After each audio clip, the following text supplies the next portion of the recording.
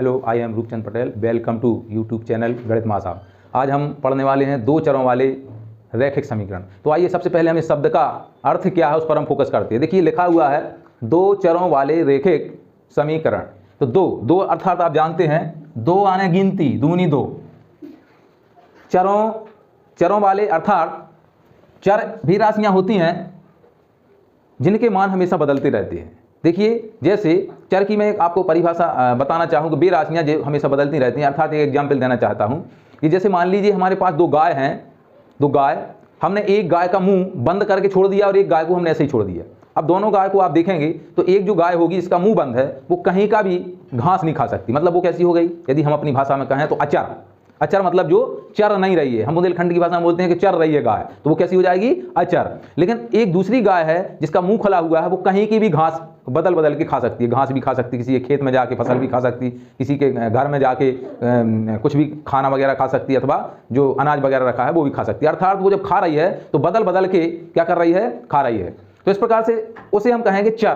तो चर अर्थात चर भी राशियां होती हैं, हम जनरली इनको एक्स वाई जेड से मान लेते हैं कि कहीं एक्स है, कहीं वाई है, जेड है। तो ये संख्या जो हमारे पास मिली है, बाले जो लिखा है, बाले एक सहयोगी शब्द है जो इस हमारे पूरे सेंटेंस को कंप्लीट करता है। फिर आता है रैखिक। रैखिक कहलाता है हमारी गणित में, देखिए जैसे गिनती पढ़ते हैं हम, गिनती क्या पढ़ते हैं कि एक को हम क्या पढ़ते हैं, एक हिंदी में, इंग्लिश में 1, फिर उसी प्रकार रोमन में फर्स्ट और संस्कृत में प्रथम। उसी प्रकार गणित में हम एक को क्या बोलते हैं, रैखिक। रैखिक दो को बोलते हैं वर्ग या द्विघात, और तीन को क्या बोलते हैं, घन अथवा त्रिघात। ये हमारी गणित की भाषा होती है। तो गणित की भाषा में 1 को हम रैखिक, 2 को वर्ग या द्विघात, 3 को घन या त्रिघात, 4 को चतुर्थ या चतुर्थ घात। इस प्रकार से हम आगे पढ़ते जाते हैं। अब आता है हमारे पास समीकरण। तो ये समीकरण तब कहलाता है जब इसमें बराबर का चिन्ह सम्मिलित हो जाए।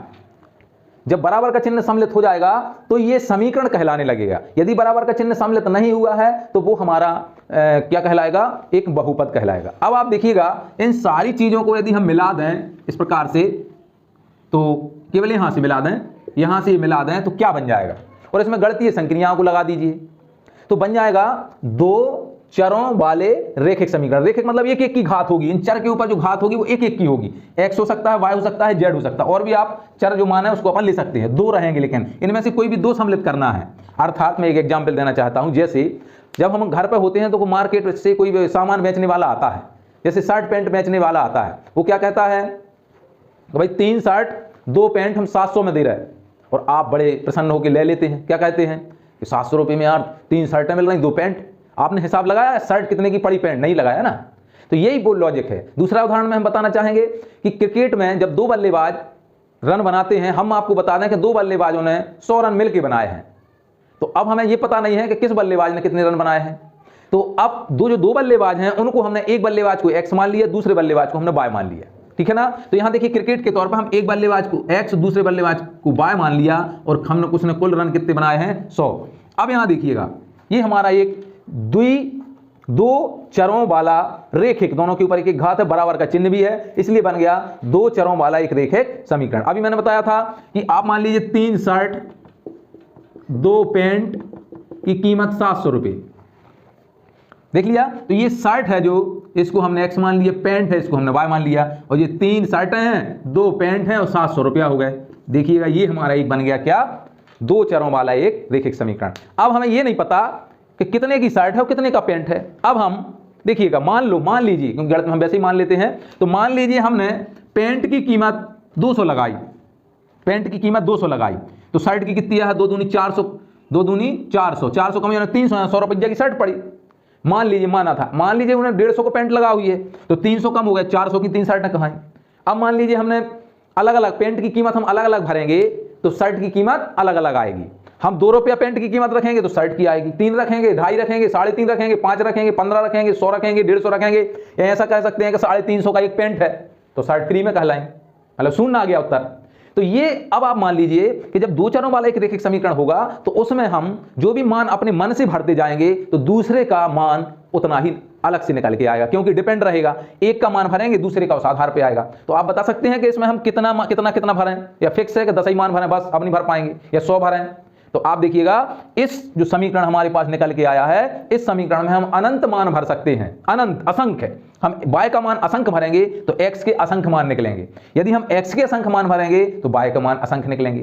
तो ये होता है हमारा द्वि चर वाला रैखिक समीकरण। तो आप सुन लीजिएगा, इस समीकरण को आप बहुत अच्छे से सीखना है, क्योंकि कक्षा 10वीं में इन सवालों को हल करके इसके मान निकालना होते हैं। तो हम इसको जब कक्षा 10वीं के चैप्टर को हम पढ़ाएंगे तो उसमें बहुत विस्तार से आपको सवाल करवा के बताएंगे। लेकिन देखिएगा, आपको दो चरों वाले रैखिक समीकरण की जो मुख्य इसकी बेस है मैंने आपको बता दिया। अब इसका देखिए एक मानक समीकरण होता है। मानक आपको हर अध्याय में जो भी सवाल होते हैं गणित में एक मानक चलता है। आप कहेंगे ये मानक कहां से आ जाता है? मानक होता है स्टैंडर्ड। स्टैंडर्ड अर्थात जैसे आपके पास तराजू है, तराजू और उसके कोई 1 किलो का बांट है, तो जो 1 किलो का बांट है वो स्टैंडर्ड है, मानक है, उसको आप मानक मानेंगे, क्योंकि उस 1 किलो के बांट पे सारी दुनिया को विश्वास है, क्योंकि उस पर एक सील लग गई है मानक की कि 1 किलो का बांट ही है, तो सभी को विश्वास हो जाता है। 100 का नोट है तो वो 100 का नोट एक मानक है, एक मानक है, उसको आपको हर कोई मानेगा। तो इसी प्रकार इस सवाल के लिए एक मानक समीकरण दिया जाता है, जहां जो 3 लिखे हुए हैं, ये 2 लिखे हुए हैं, ये मान बदल सकते हैं, ये भी बदल सकते हैं। तो इसके लिए हम A,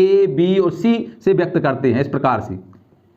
यहां इस तरफ भी आ सकता है ये इस प्रकार से, तो ax plus b y plus c बराबर 0, अर्थात द्विघात दो चर वाले रैखिक समीकरण का जो मानक समीकरण होगा वो ax धन बी वाई धन सी बराबर 0, ये हमारा मानक समीकरण है। इस मानक समीकरण से अब हमें तुलना करना है, अर्थात तुलना क्या जानते हैं? चलिए अब हम इस प्रश्नों को आगे अपन इस प्रश्नावली के कुछ सवाल करते हैं, उसको देखिएगा, अपन सवाल कर रहे हैं। हाँ, तो ये मानक समीकरण देखिए, ax धन बी वाई धन सी बराबर 0, और यहाँ पर लिखा 2x ऋण 3y ऋण 5 बराबर 0। तो आप देख रहे होंगे कि आपको ये जो मानक समीकरण है बिल्कुल मानक समीकरण की तरह ही आपको इस सवाल को बनाना पड़ेगा, तब जाके हम दोनों की तुलना कर पाएंगे। अर्थात ये इनको देखिएगा, एक तराजू बनी हुई है, इस तराजू को 2 पल्ले बने, इनका होता है तुलना। तुलना मतलब तौलना, तुलना अर्थात हमारी भाषा में क्या कहते हैं? तौलना। इस शब्द को जरूर ध्यान दीजिएगा, इन दोनों समीकरणों की हमें तुलना करना है। तुलना करना अर्थात तौलना। तौलना कैसे है? तराजू से। हम पुराने जमाने की तराजू देखते थे जिसमें पल्ला होते थे, उस पल्ले में हम क्या करते थे? ऐसे तौलते थे। तो आइए हम देखते हैं क्या तौलना है।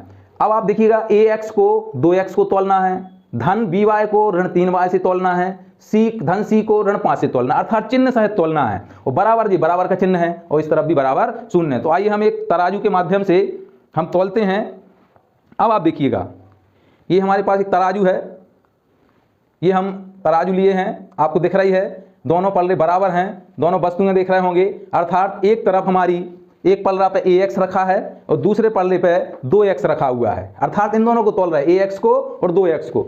अब इसमें आप देखेंगे इस तराजू को, तो इस तराजू में देखिए जो चीज़ समान रखी है उसको हम काय को तोलेंगे? क्या समान रखा है? ये दो आप कटोरी देख रहे हैं, ये रखी हैं, और इसमें देखिए समान क्या है?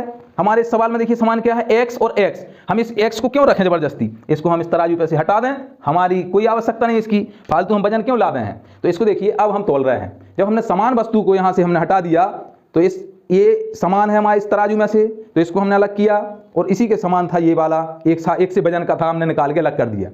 अब आप देखेंगे कि इसमें देखिए समान क्या बचा, अर्थात ये जो हमारा टेप है, ये टेप इस पेन के बराबर हो गया।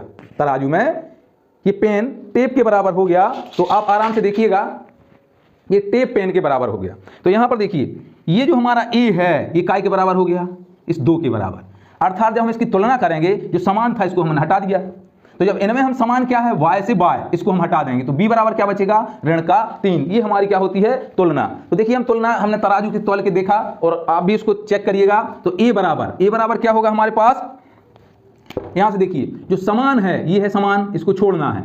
यहाँ क्या समान है? ये छोड़ना है, ठीक है। अब हमारे पास क्या बचता है? a बराबर 2, और b धन का चिन्ह सहित, क्योंकि देखिए चिन्ह भी अलग अलग हैं, जो अलग अलग होगा वो लेना है, जो एक साथ उसको अलग करना है। तो यहाँ v बाय से बाय अलग हो जाएगा, तो b बराबर क्या बचेगा? ऋण का 3, और c बराबर कितना बचेगा हमारे पास से? ऋण 5। इस प्रकार से ये क्या हो जाती है? इसकी तुलना। तो तुलना करने के लिए हम इस सवाल को देखते हैं कि किस प्रकार से इस तुलना करना है। तो हमें कक्षा जो 9वीं है, इस 9वीं में हमें विभिन्न प्रकार के सवाल दिए गए हैं, जिससे हमें इस मानक समीकरण से इस जो सवाल दिया गया है उसकी हमें तुलना करना है। तो तुलना करने के लिए सबसे पहले तो हम ये ध्यान देंगे कि जैसा मानक समीकरण दिया है बराबर शून्य में, इस समीकरण को भी हम उसी प्रकार से बनाएंगे, तब जाके तुलना करेंगे। आइए हम एक दूसरा सवाल करते हैं।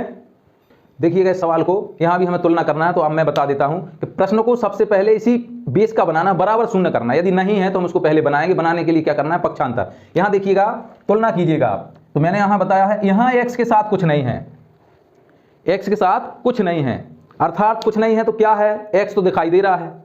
तो मैं आपको बता दूं कि हमारे जो चर होते हैं, चर के साथ कुछ ऐसे मान होते हैं जो होते हैं लेकिन हमें दिखाई नहीं देते हैं। क्या क्या? ऐसी 4 चीजें हैं जो हमें दिखाई नहीं दे रही लेकिन हैं।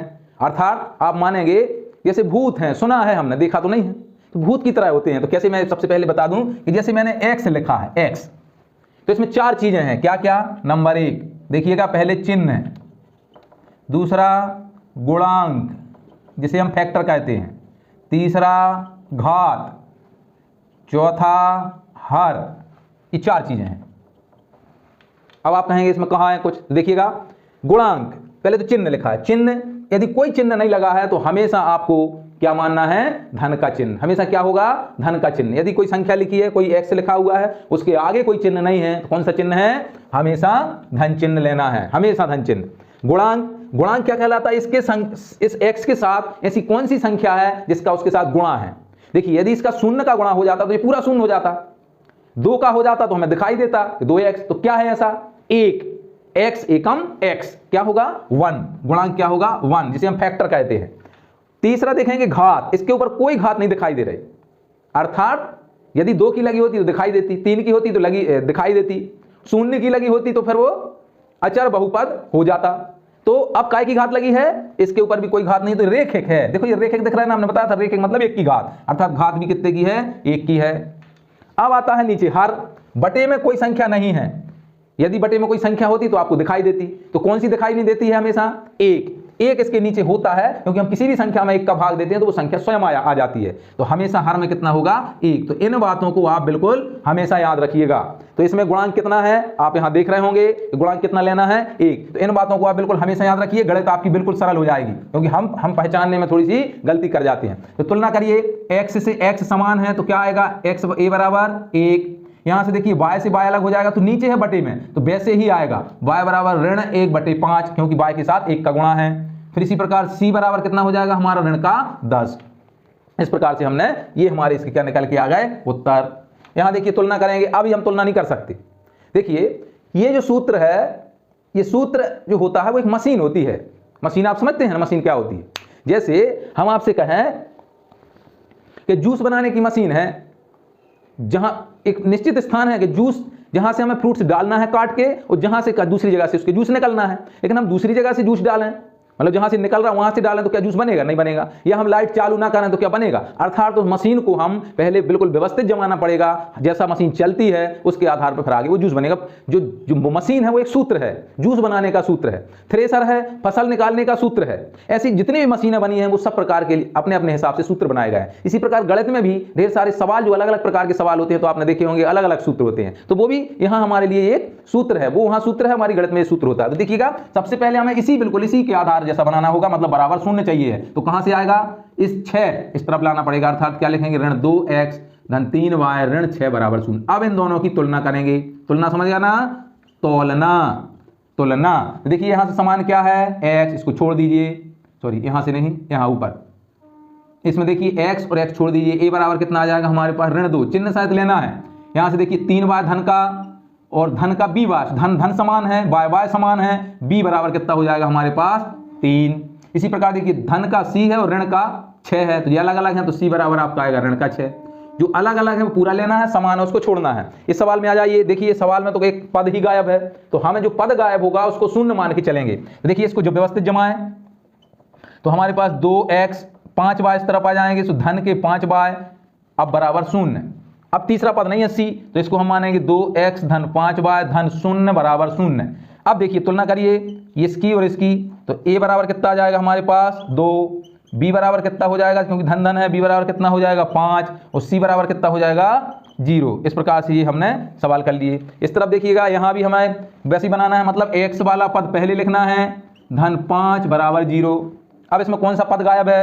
y वाला, तो आपको y वाले पद पे ही लिखना है। 2x धन लगा लीजिए, ऋण लगा लीजिए, जो भी लगाना है, लेकिन धन लगा के लिखें। 0y धन 5 बराबर 0। जो पद गायब है उसी स्थान पे उसको 0 लगा के लिखना पड़ेगा। अब आप जब तोलेंगे तराजू से तो a का मान कितना होगा? आप देख रहे हैं a बराबर 2, बी बराबर कितना होगा 0 और सी बराबर कितना होगा हमारा 5। इस प्रकार से ये हमने सवाल कर लिए। आइए हम कुछ और सवाल करते हैं। कुछ ऐसे प्रश्न जो परीक्षा में पूछे, ये भी परीक्षा में पूछे जाते हैं, बिल्कुल इनको रख लीजिएगा कि एबीसी के मान हम कैसे निकालेंगे। आइए हम दूसरा सवाल करते हैं। हाँ, y बराबर 3x धन 5 के कितने हल होंगे? कितने हल होंगे मैंने अभी बताया था कि चूंकि x और y हमें पता नहीं है कि x का मान कितना है तो हम y का बता देते। जैसे हमने बताया था कि एक शर्ट की कीमत हमें पता नहीं है तो हम पैंट की कैसे बता पाएंगे। तो जब हम एक की पता चल जाएगी तो दूसरे की, तो यहाँ हम x के विभिन्न मान हम अपने मन से रखते जाएंगे तो y के भी विभिन्न मान निकलते जाएंगे। अर्थात इस जो समीकरण दिया गया है दो चर वाला रैखिक समीकरण, इसके कितने हल होंगे? कितने होंगे? आपको मैंने बताया था अनंत या असंख्य।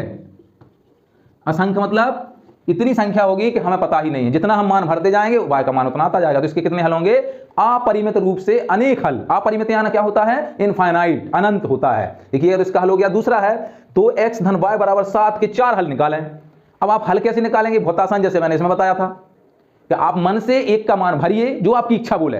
अब आपसे कहेंगे 4 हल निकालिए और मैं इसके कितने हल हैं? अभी आपने देखा अनंत। तो यदि आप परीक्षा में निकाल के आ गए इसके 4 हल और आप कहेंगे मेरे सही है कि नहीं, आपने निकाले तो कुछ और उत्तर आए, हमारे आपके दोस्त ने कुछ और निकाले तो कुछ और उत्तर आए, और आपके क्लास वालों ने निकाले तो कुछ और उत्तर आए, तो आपको घबराने की आवश्यकता नहीं है कि यार उसका उत्तर अलग आया, इसका अलग आया, मेरा अलग आया। क्यों? यदि आपने गलती नहीं की है कैलकुलेशन में तो आपके बिल्कुल सही सवाल। क्यों? क्योंकि अनंत उत्तर है इसकी, अनंत। तो अनंत में से आपने थोड़ा सा जो भी 4 निकाले भी कोई भी हो सकते हैं, जो थोड़ी पता कि अनंत में से आप बे उनके होंगे, वो उनके होंगे, वो उनके होंगे। हाँ, उनके समान हो सकते हैं। कैसे? यदि आप एक से मान भरेंगे तो उन्हीं के सबके बराबर समान निकलेंगे। मतलब कैसे? देखिए, यदि हम यहां से y का मान 0 भरें, फिर 1 भरें, फिर 2 भरें, 3 भरें, 4 भरें, 5, ऐसे हम ढेर सारे भरें, लेकिन हमें कितने भरना है? यहां ध्यान दो, 4। तो इनमें से 4 कोई भी मान भर लो। चलो 0 नहीं भरना है, आप 0 छोड़ दो, 1 से भरो। चलो 1 भरो। तो आप देखिए पहले 1 भरना है हमें। यहां देखिए, यहां मैं हल कर रहा हूं, किसका मान? y बराबर 1 भरना है। तो यहां लिखेंगे 2x धन 1 बराबर 7। अब आप कहेंगे y कहां गायब हो गया? y के स्थान पर 1 भरना है, स्थान बदलना है। जैसे कुर्सी पे एक व्यक्ति बैठा है, उसको उठा के हमें दूसरे व्यक्ति को बिठालना है, तो इसको y का मान 1 भरना है। एक जहां जहां y है वहां 1 भरना है। 1 भर दिया, अब इसको हल करिए, 1 उस तरफ चला जाएगा तो क्या होगा? 2x बराबर 7 ऋण 1, अर्थात 2x बराबर कितना हो जाएगा? 6। तो x बराबर कितना हो जाएगा? 6/2, अर्थात 3 आ गया। अर्थात यदि y का मान आपका 1 है तो x का मान कितना हो जाएगा? 3। ये 1 होगा। यदि सारे बच्चे 1 भरेंगे तो x का मान 3 ही आएगा, ये समान होगा क्योंकि अनंत में से निकल के आया। अब हम 2 भरें, y का मान यहाँ 2 भरो, 2 भरोगे तो 7 में से 2 गया तो 5, तो x का मान कितना हो जाएगा? 5/2। 3 भरो तो 4/2 अर्थात 2। इस प्रकार से आप 4 मान आसानी से निकाल लेंगे। y का मान भरते जाइएगा, x का मान आपका निकलता जाएगा। और कितने भरना है? 4 भरना है तो 4 ही उत्तर आ जाएंगे। ठीक है, अब आते हैं अगला सवाल जो परीक्षा में पूछा ही जाता है, आएगा। यदि x का मान 2 है और y का मान 1 है तो और समीकरण आपका ये है, तब k का मान ज्ञात कीजिए। देखिए अब आपको और ज्यादा सरल सवाल दे दिया। यहाँ हमें सोचना था कि कौन सा मान भरें, यहां आप सोचना भी नहीं है, सामने ही लिखा है कि किसका क्या भरना है। यहां हमें बताना था कि कितने हल हैं, तो हमें पता नहीं थे क्योंकि हम अलग अलग भर सकते थे। अब उनमें से उन्होंने पूछा अनंत हल थे, तो उनमें से अपन ने पूछा तो 4 निकाला तो 4 भरना थे। अब यहां से 4 नहीं भरना है, केवल 1 ही भरना है, तो सरल होता गया सवाल के नहीं। तो अब देखिए सबसे पहले जो x का मान है, x की जगह पे 2 और y की जगह पे 1 भरना है। भरना किसमें? इस समीकरण में। तो सबसे पहले हम समीकरण उठा के, जैसे हमें किसी को कुर्सी पे बिठाना है तो कुर्सी तो पहले रखना पड़ेगी ना, कुर्सी पहले रखना पड़ेगी। जब कुर्सी रख लेंगे, जब उठा के हम दूसरे व्यक्ति को बिठा लेंगे। तो देखिएगा अब इसमें मान भरने पर x की जगह पर 2, जब भी मान भरो कोष्टक में भरना है, 2 धन 2 धन कोष्टक में 3 बाहर और y का मान 1 बराबर k। नकल प्लस अकल बराबर सफल। ये नकल कर रहे हैं हम, अकल थोड़ी सी लगा रहे हैं, कहाँ क्या भरना है। x की जगह पे 2, y की जगह पे 1, बस। बाकी सवाल ज्यों करते हैं, जो चिन्ह लगे हैं वही रहेंगे, जो कुछ सब ज्यों करते हैं रहेगा। अब इसका गुणा करिए। देखिए जब कोष्टक होता है, जब भी कोई भी मान भरो आप तो हमेशा ब्रैकेट में भरना, कोष्टक में भरना, गलती होने की संभावना 0 के बराबर होगी। तो आपको क्या करना है, अब इन कोष्टक को तोड़िएगा। जब कोष्टक होता है अर्थात इन दोनों के बीच गुणा होता है, इन दोनों के बीच गुणा होता है, तो आप इन दोनों के बीच गुणा करिए। 2 एकम 2, 2 दूनी 4, जो धन का चिन्ह, 3 एकम 3 बराबर ज्यों करते हो के ज्यों करते हो। अब बीच में कौन सा चिन्ह है? धन, तो जोड़ना है, ऋण होता तो घटाना है। जो जैसे चिन्ह है वो लगाते जाएंगे। तो 4 और 3 कितने हो गए? 7, के बराबर कितना आ गया 7। जो आपको 3 नंबर को सवाल आ जाना है कि के का मान निकालिए, तो बहुत ही आसान सवाल है, x और y के मान हम भरेंगे। तो इस प्रकार से आप देख रहे हैं कि 2 चरों वाला रेखिक समीकरण बहुत ही आसान और सरल है। कक्षा 9वीं के सभी विद्यार्थी इस चैप्टर को हल करेंगे, समझेंगे, देखेंगे और इस वीडियो को देखते रहिए, सीखते रहिए और गणित का डर दूर करें गणित मां साहब से। Okay, thank you.